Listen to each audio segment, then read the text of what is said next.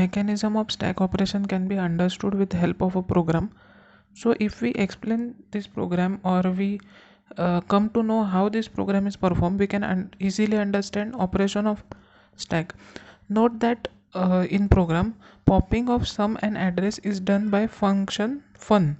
That means popping and putting is done by function. So popping, that means removing, is done by function fun, which was add. So add was function in our program, whereas popping of two integers is done by main. So popping of two integers, that means the sum was 7, so it was popping. So whereas popping of two integers is done by main, when it is done this way, it is known as Seidel calling convention. CDEC-L calling convention. This calling convention also decides whether the parameters being passed to the function are pushed on the stack.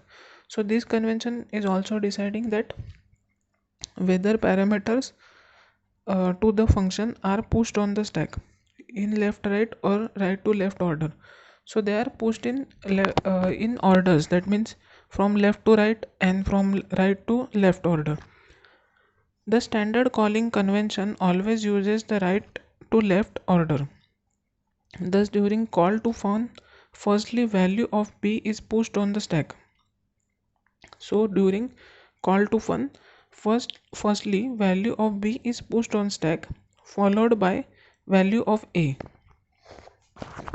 So value of fun, that was add, was pushed on stack, followed by value of a.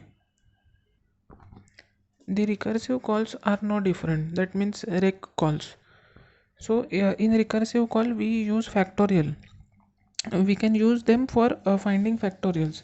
So factorials are basically mathematical sums or functions in which we multiply that number. For example, 4's factorial is 4 into 3 into 2 into 1. So that is a factorial. The recursive calls are no different.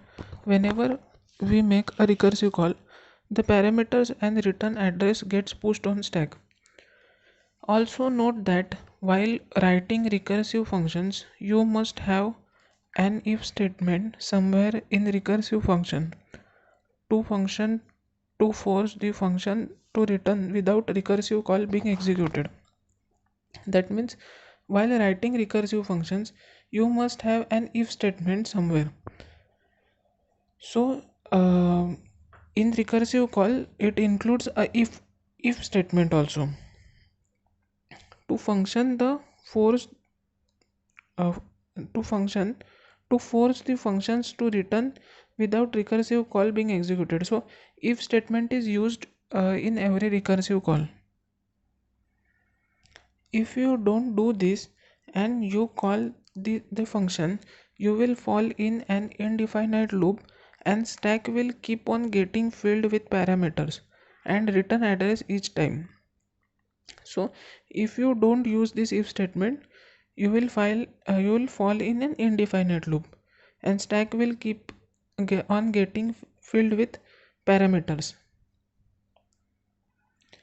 And if you are not using if statement in a call, soon stack will become full and you would get a runtime error indicating that stack has become full. This is very common error while writing recursive function. My advice is to use printf statement liberally during. We should use printf statement liberally during development of recursive function, so that you can watch what is going on and can abort execution if you see that you have made a mistake. So we should use if statement in recursive call. So it is important to do this.